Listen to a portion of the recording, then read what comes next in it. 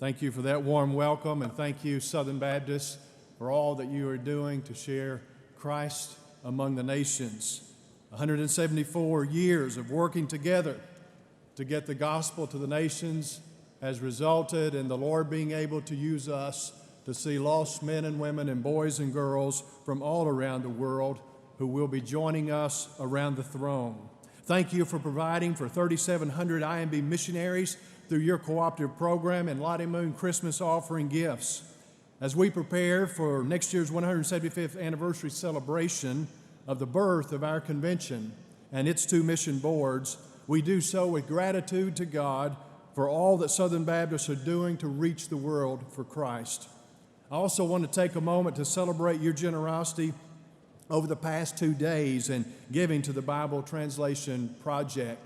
We're about halfway there to fully funding a New Testament to be translated into the language of a people group in Southeast Asia who have not yet heard the gospel. If you've not given, or if you want to sponsor another verse to be translated, please stop by the IMB booth and join this effort.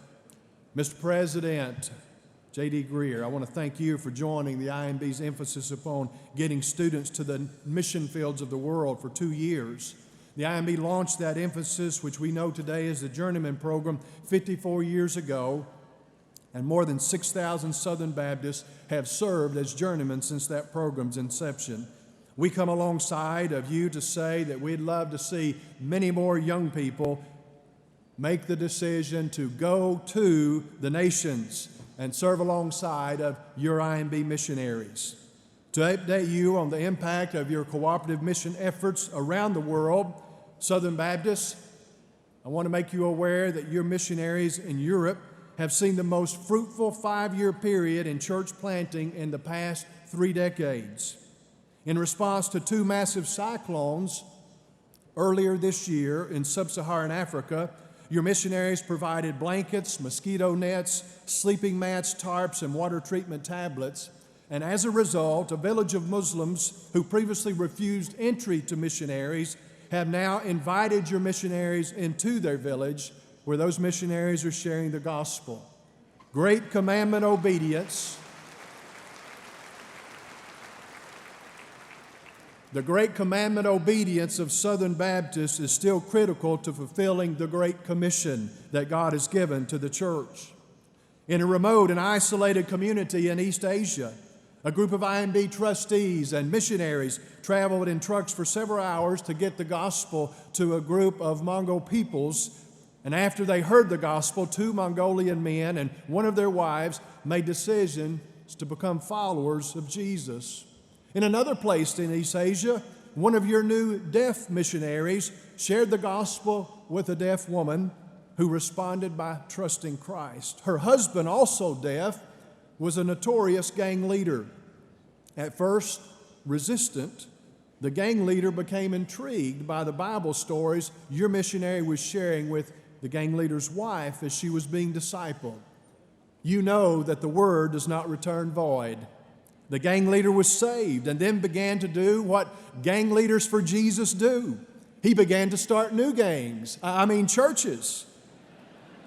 And he recently shared that since the first of the year, he and his deaf partners in their deaf church have led 38 deaf to faith in Christ and seen nearly every one of them baptized.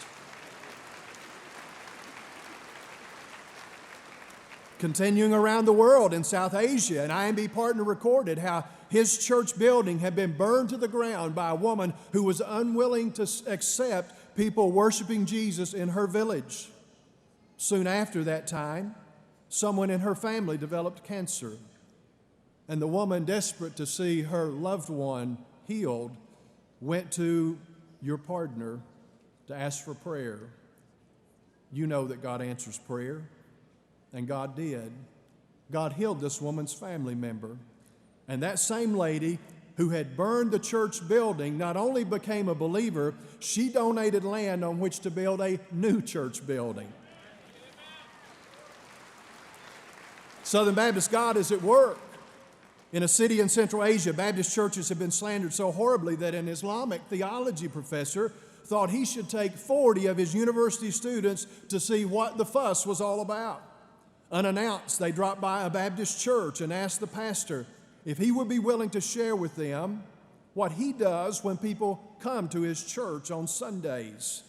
And what do you think the pastor did when met with a request for which he was not prepared?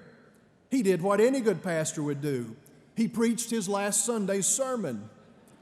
Just so happens that the last Sunday was Easter, and those Muslim students heard a clear and powerful sermon on the death and resurrection of Jesus.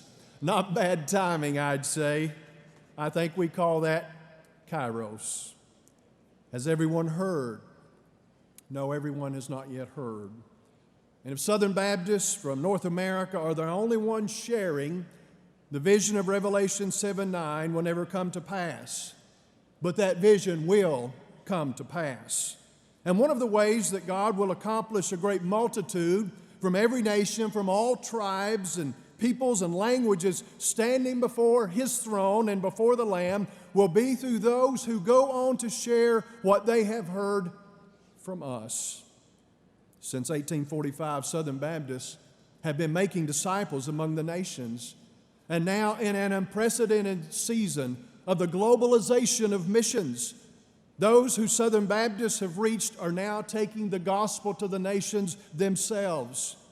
The very first Southern Baptist missionaries were appointed in 1845. The first mission field to which they set sail was East Asia.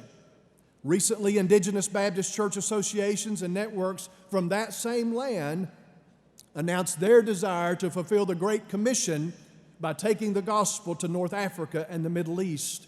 And they have committed to sending 2,000 workers over the next 15 years.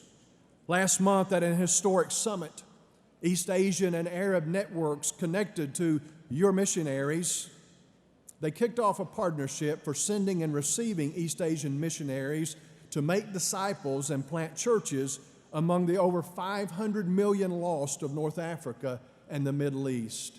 From the nations who have heard the gospel from your missionaries, we are seeing missionaries go to the nations. In the Americas, God has used the political and humanitarian crisis in Venezuela to push the Venezuelan church out in a manner reminiscent of the scattering of the Jerusalem church in the book of Acts.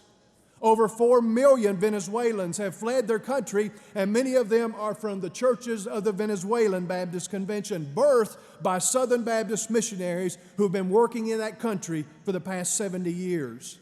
Churches are now being planted in Mexico, Colombia, and many other places by Venezuelan Baptists. In Southeast Asia, Indonesian missionaries are working alongside of your IMB missionaries, sharing the gospel cross-culturally in a neighboring country that's still practicing Sharia law. 2 months ago, a team of 5 of the Indonesian believers was arrested as they were sharing the gospel in a neighboring country. After 4 nights in jail, they were permanently deported from the country, but not before they shared the gospel with 15 policemen and the religious council who had detained them. Because of their team and other previous short-term teams, the first known believers in several places have been baptized and are forming churches. The gospel is being preached among the nations, and we are privileged to be a part of it.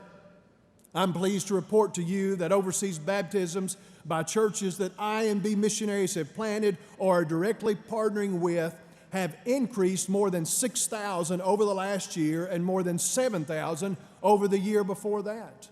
There is a movement afoot.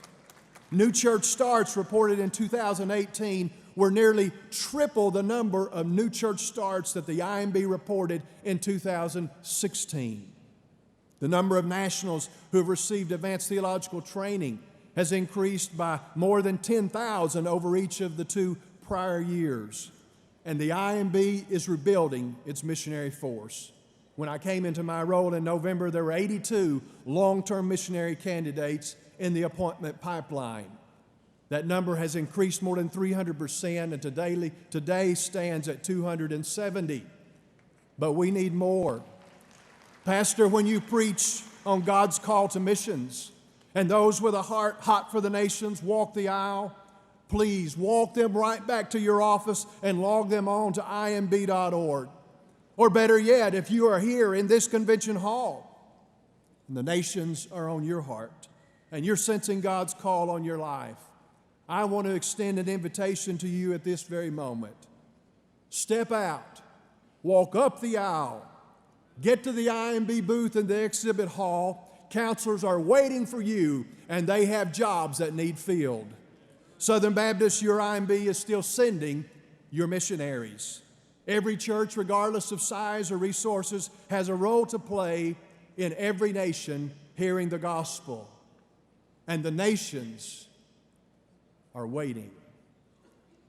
Mr. President, that concludes my report.